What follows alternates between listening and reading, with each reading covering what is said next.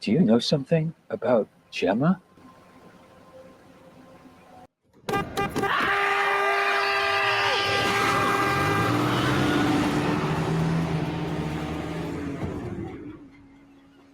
Yeah, Seth warned me that this might be weird. Who's Seth?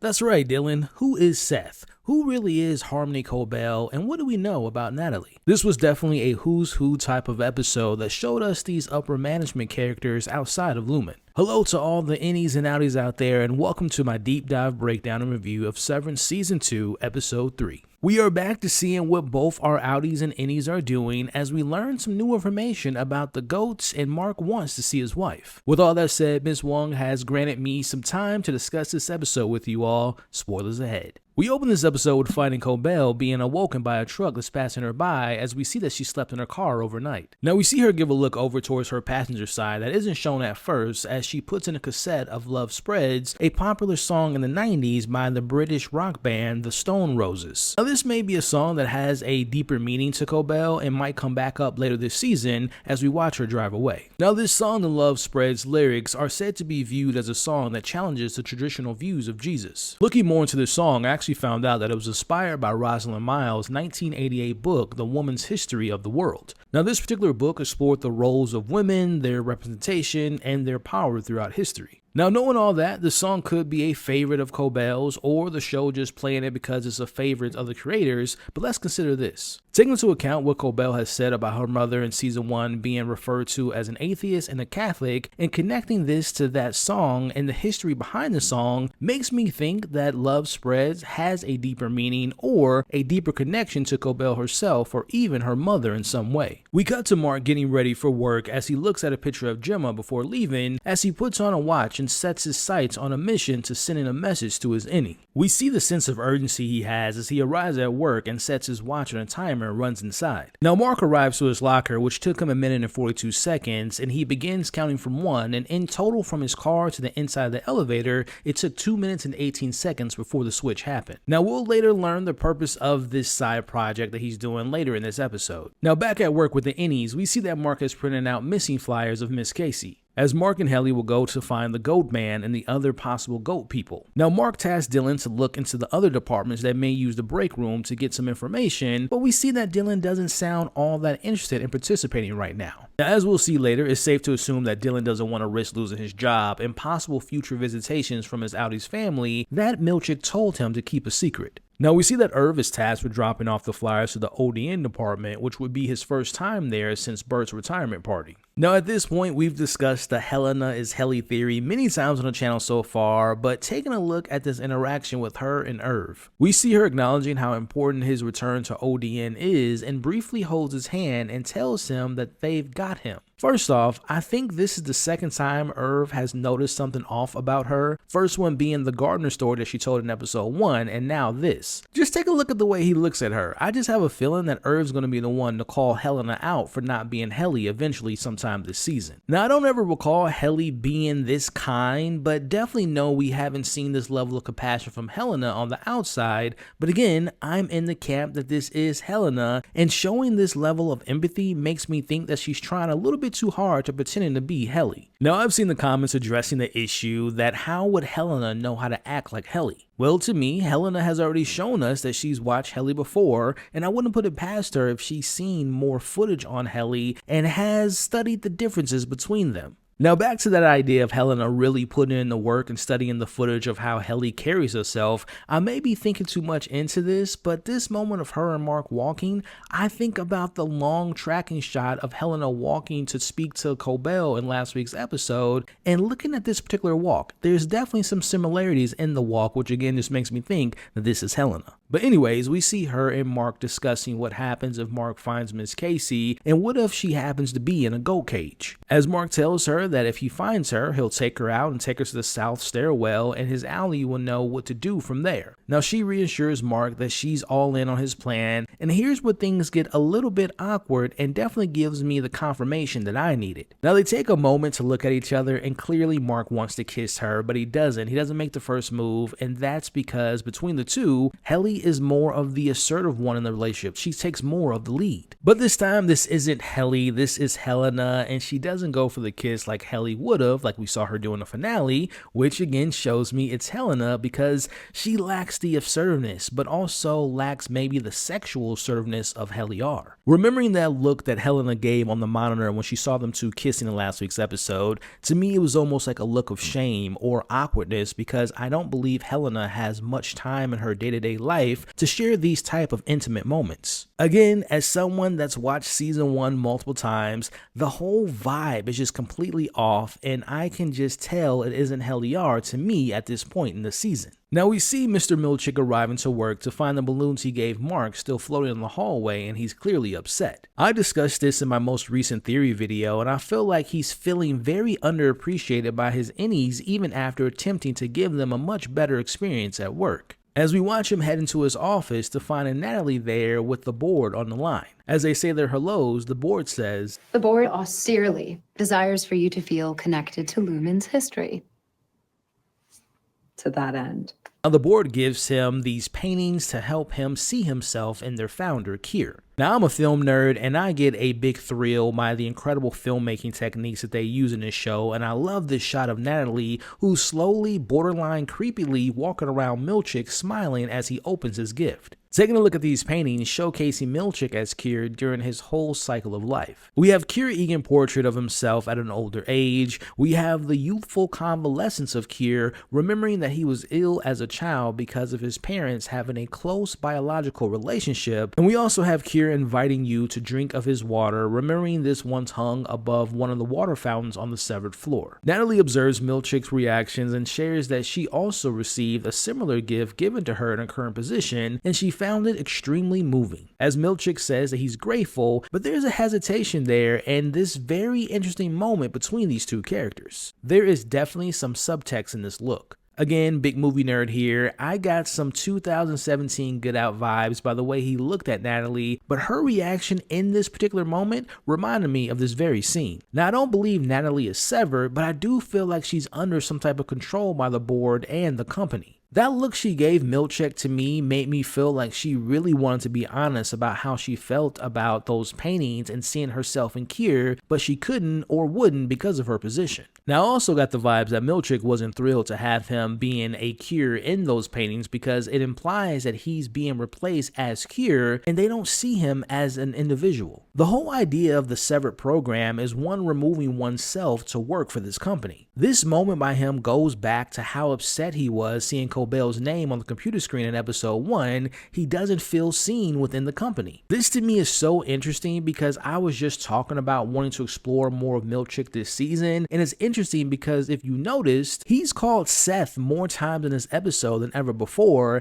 and while it was brief, this was the most character-focused moment we've seen and gotten from the character so far. Now, I say all that to say this. I believe that we're going to see Milchick pushing back this season against Lumen because there's definitely a possibility that some characters like a Milchick or a Harmony or maybe even Natalie, maybe they're strong believers in Kier, but they're not necessarily strong believers in the company Lumen. But before moving on, I also want to point out what's the deal with the board. Allowing Mark to get his team back, gifting Milchick those paintings, later on hiring Rickon to make a new version of his book for the innies.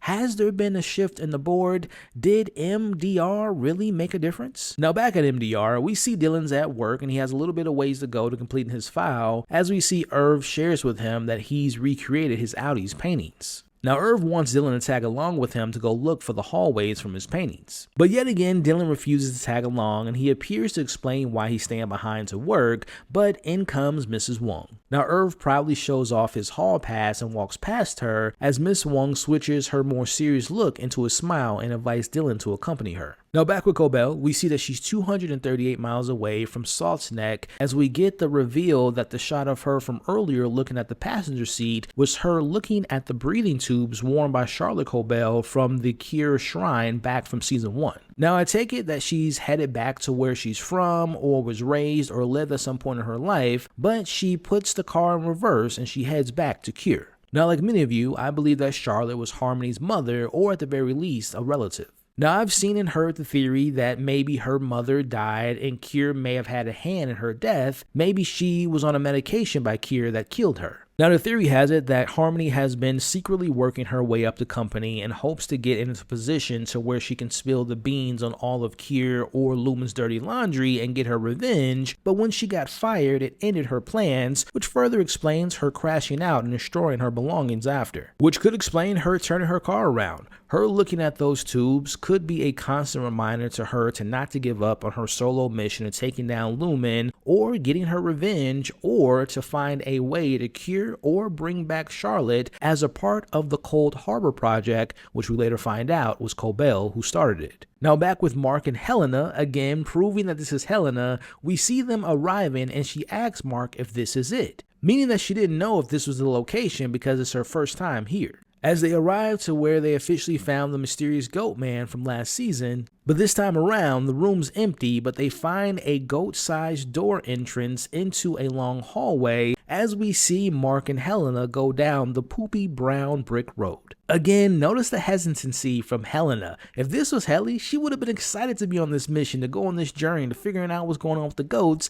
but again, this is all brand new territory for Helena. As they make their way to the end of the entrance, they find a huge open space with grass-like fields where we see the goats are seen roaming around as there is a man dressed in a black goat outfit who sees them. Quick shout out to the production team for putting this incredible set together, and shout out to the show just being so damn random and strange, and I absolutely love it. Now here's when we're introduced to Gwendolyn Christie, who will always be known to me as Brianna Tarth, as she asks if they're here to kill her, as she's looked to be holding some type of tool to inject or feed the goats. Now Mark and Helena introduce themselves as she tells them exactly what department they found themselves in. What is this place? Mammalians nurturable. Now, if you all notice, her key card is green. Now, OND has the same color for their key card, and it makes me think that whatever those two departments are doing, whatever MDR is doing, they have to have something in common. Again, considering that they have the green key cards and MDR has the blue, remember those colors were once used as the prototype for the first ever severed chip. Now, this is the most information we've gotten about the goats, which was one of the most mysterious elements about Season 1. Now, Mammalia is any member of the group of the vertebrate animals in which the young are nourished with milk from the special mammary glands of their mother. Now, with all that said, what are they nurturing these goats for? A lot of people, including myself, associate seeing goats in the context of a show like this or in science fiction as a means of cloning, but as we discussed weeks ago, the creators have debunked that there's any cloning involved. I've also heard people say they believe the goats are the board members and using past Egan's minds as testing tools before transferring them into real human beings. For example, Miss Casey. Now, we know there's still a lot to learn about the goats and what this department really does,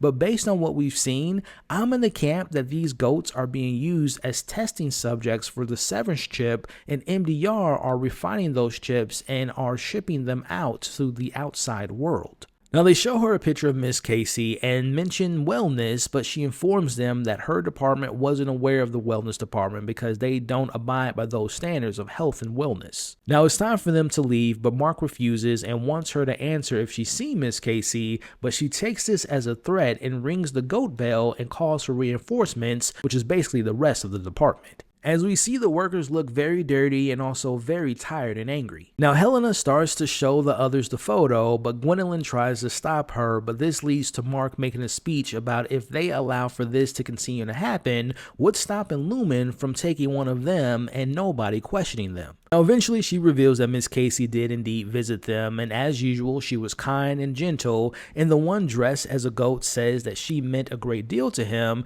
and you get the sense that the others felt the same way about Miss Casey. But they won't help in the investigation of her disappearance, but they tell Mark that they won't stop him in his continued search and support his curiosity, but before leaving, they request to see their bellies. Now, this of course being a callback to Season 1, to when Bert told Irv about the rumors that the other departments thought about MDR, and that's them having pouches containing a larva, and that eventually the larva eats and replaces them. Now, I want to go back to the way Gwendolyn Christie looked and reacted to Mark mentioning what happens if one of her goats went missing. Now, it took Mark saying that for her to eventually smile and to get on his side, but it just makes me think that these goats are very important to her and they can't go missing because they're essential to whatever they're doing down there. And again, I feel like this department is nursing and taking care of these goats as they're being used as test subjects. Now we catch up with Irv, who makes his way back into OND.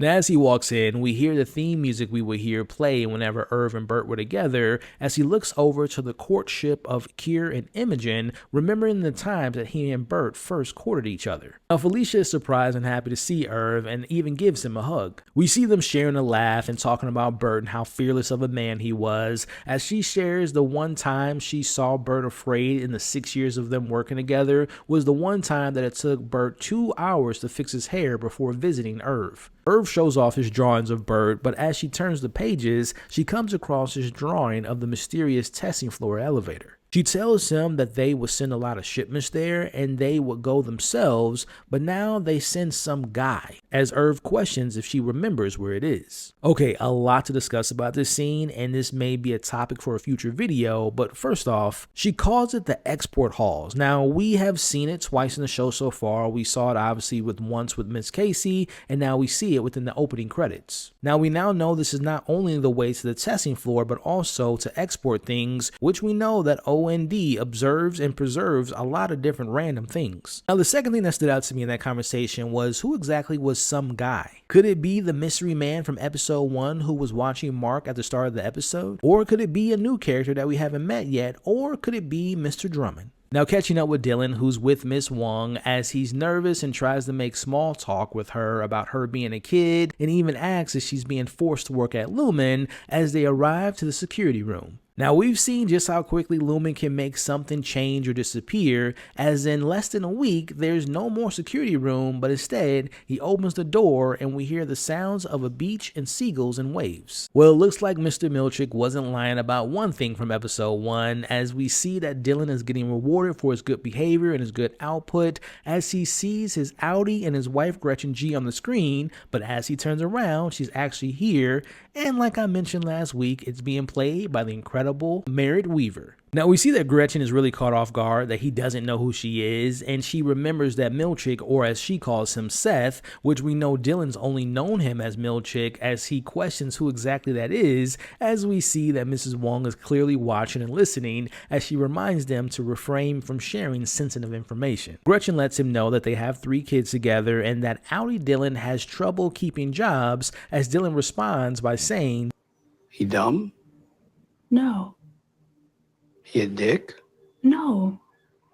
What is wrong with him? Now this confirms my thoughts from last week's breakdown of how Dylan hasn't found his way in the outside world and lacks confidence because of it. As she shows him a picture of their kids, we have Jim, who's 6 years old, we have Ruth, who's 4, and we have Merrick, who recently turned 2, as we see Dylan is excited to see them. Now their time is up, and we see Dylan promises to make them proud, but we see Gretchen tells him that she's always proud of him. Now as they hug, she tells him that she loves him, and not knowing exactly how to respond to a woman he just met 18 minutes ago, he's clearly shy and he's left speechless. Now this whole situation seems like it's a part of Mr. Milchick, or should I say Seth's plan to make Dylan go back to being a productive worker and to focus more on work in hopes that maybe he'll stop the others from doing their Scooby-Doo investigating around the severed floor. Now after seeing this scene, I wonder if Gretchen was actually the one who set this all up and came up with the idea to reach out to Seth after Dylan was fired, and once he was rehired, she hoped that this visit would motivate him to keep his job.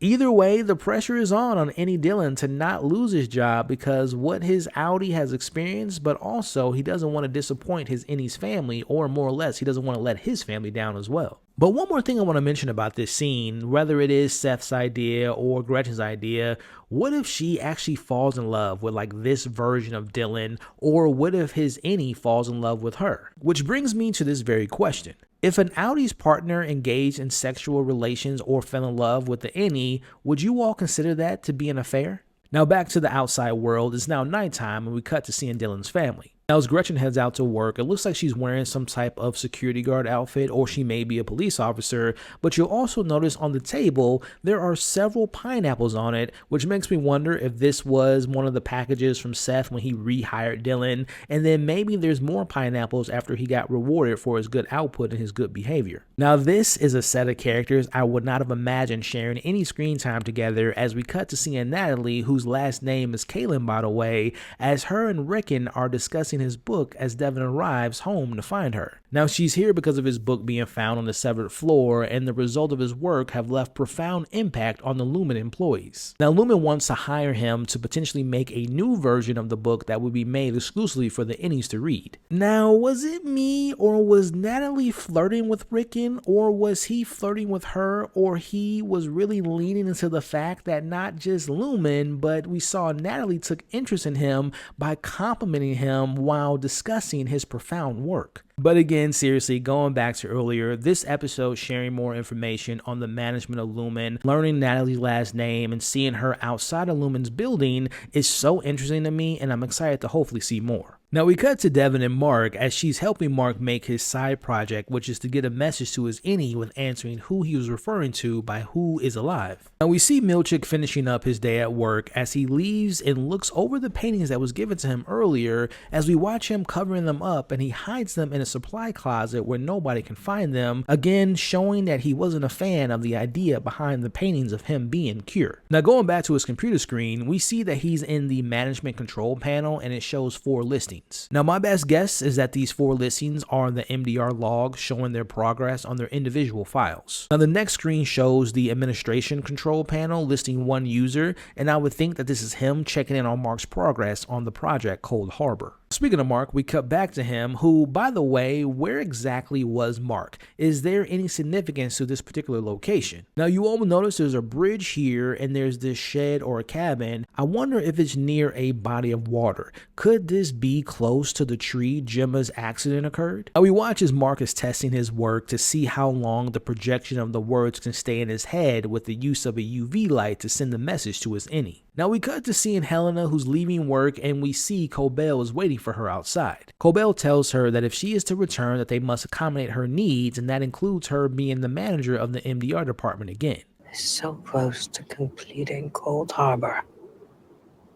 I intend to finish the work that I started. This is her project. She started it. Helena tells her all she hears is the ego in her voice as Harmony responds by letting her know that she wasn't born into her position like Helena. She had to work hard for what she got. This tension between them here is so good as Helena tells her that she's overstepping and she's overestimating her blessings. Now they have a bit more of their back and forth about Cobell being needed, and I want you all to listen to this line one more time.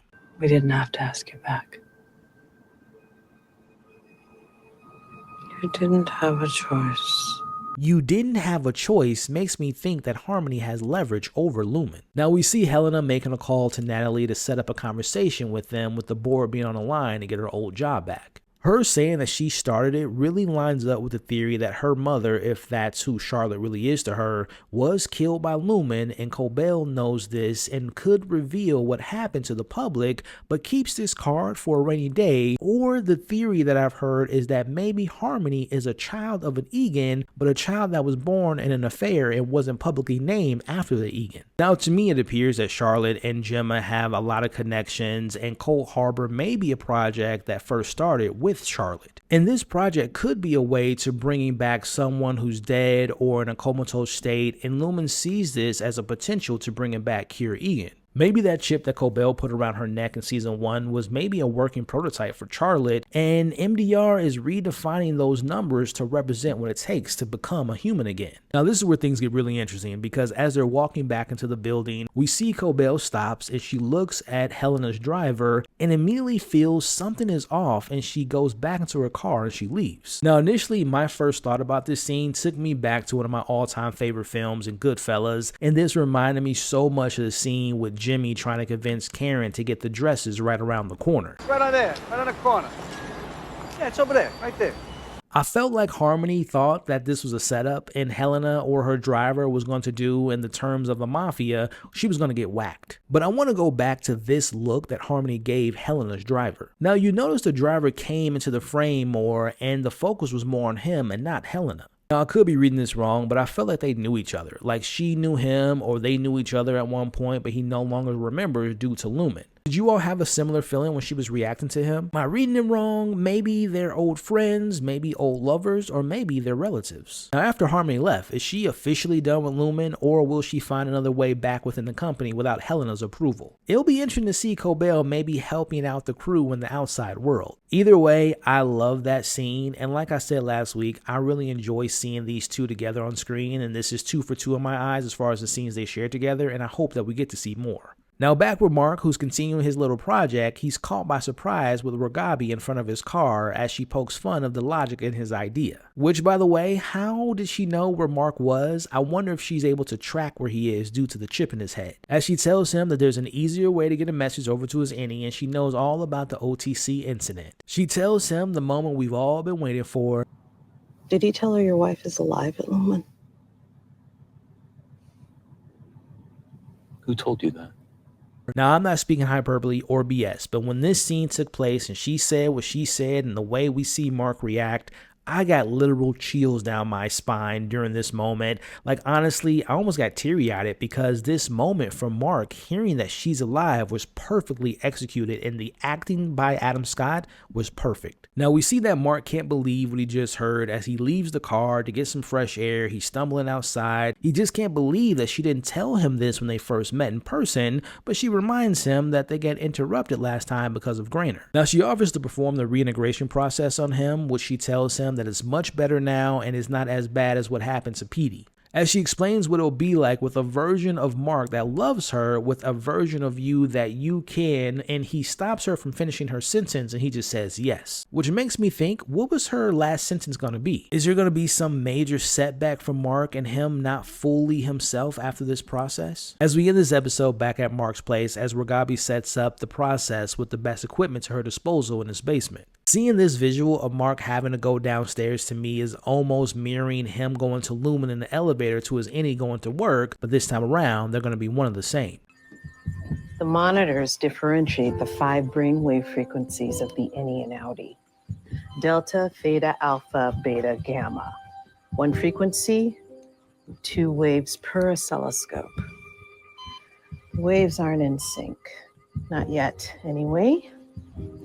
That's what we're here to do. Now, for those that are curious, like myself, here's a better understanding of each brainwave. Now, we have the delta wave, which is the lowest frequency and primarily present during deep sleep. We have the theta wave, which is a slightly higher frequency, which is associated with drowsiness, creativity, and accessing subconscious mind. We have the alpha wave, which is relaxed, meditative state often seen when eyes are closed. We have the beta wave, which is active thinking, alertness, and focused concentration, which is a little bit of a higher frequency than the other 3. And last but not least, we have the gamma waves, which is the highest frequency of the bunch, which is associated with complex processing and high-level information integration. As you'll notice, the wire she uses can be found here in this shot in the opening credits, with the red wire being seen here. The questioning here is kind of like the reverse of when the innies first wake up on the table on their first day on the job as innies. As the questions start off basic, we see them begin to become more complicated between the 2 different experiences from both Marks. As Outie Mark and Innie Mark start to share their one mind, we cut to his innie's first memory, which is him essentially being born, where we see Petey questioning him on his first day on the table, asking him who he is. As we visually see the switch between Outie and Innie Mark, as he's also wearing red, which he's seen wearing in the opening credits as well. Now, speaking of credits, at the end of this episode, they credited the actor who plays Petey as he recorded those lines at the end of this episode, which makes me wonder if we're going to actually see the continuation of the scene of Mark's first day where he threatened to kill Petey. Now, I also want to point out that the end credits of this episode are bright white, or is kind of showing us the light for the first time this season. I wonder if this represents the first time Outie Mark has come from being in the dark on what his innie's experience has been, and him coming into the light of Lumen's deep dark secrets. Now, last week I mentioned how I felt this season would have a better balance of keeping both Innie and Outie stories equally compelling. Again, I didn't dislike the Outie plot from season 1, but I felt more interesting parts came from the inside of the workplace. But to me, this episode was a perfect example and a perfect illustration of what I hope to see. All the stuff with the innies with Mark and Helena and the gold department was great. The Irv and Felicia stuff was compelling, and it's safe to assume that she's gonna take him to the export halls. Everything going on with Dylan's life, both Audi and Innie, is so interesting because will he now become this narc and want to not help the team because of him risking losing his job again? And seeing all the character work of seeing the upper management of Seth and Harmony and Natalie and maybe humanizing them more and exploring their relationship with Kier and Lumen, and which one do they value more. I have a feeling that we may see Harmony and Seth more this season, meaning more of who they are as people outside of Lumen, and maybe we see them teaming up. If you couldn't tell, I thought this was a fantastic episode of Severance and possibly my favorite episode of this new season so far. Now, next week's episode title is Woe's Hollow. And the synopsis reads, the team traverses unfamiliar terrain, Mark and Helly explore their feelings, and Irving harbors a growing distress of a friend. Now we know that Woe is one of the Tempers, and Helly and Mark exploring their feelings, well, it sounds like code for sex, aka baby goats, and Irv having issues with a friend. Could it be Bert on the outside, or Felicia refusing to show him what's on the export halls and the inside? Congratulations on making it to the end of this video. I really appreciate it. If you all are still here, I want to thank you all. Put in the comments right now, hashtag who is still alive. Now is your chance to go insane in the comments with your outies and innies thoughts about this episode. Remember, I make theory videos a few days after the episode breakdown, and I love to share you all's thoughts and deeper meanings and takeaways and your thoughts on the episode. So again, leave them all in the comments below. If you all enjoy my breakdown, please hit that like button. Let's try to hit 900 likes on this week's video. Please consider sharing this video to anyone and everyone you know that loves talking about this show just as much as we do. And if this is your first time watching one of these breakdowns, I appreciate you. Consider sticking around and subscribing to the channel today. Now, if you all want to support the channel even further, consider joining the channel membership, where if we hit a certain number, I'll be putting exclusive Severance content on there. Now, don't forget, you all are awesome, stay safe, and remember, to quote Lumen's founder, the mouth which is busy smiling cannot bite.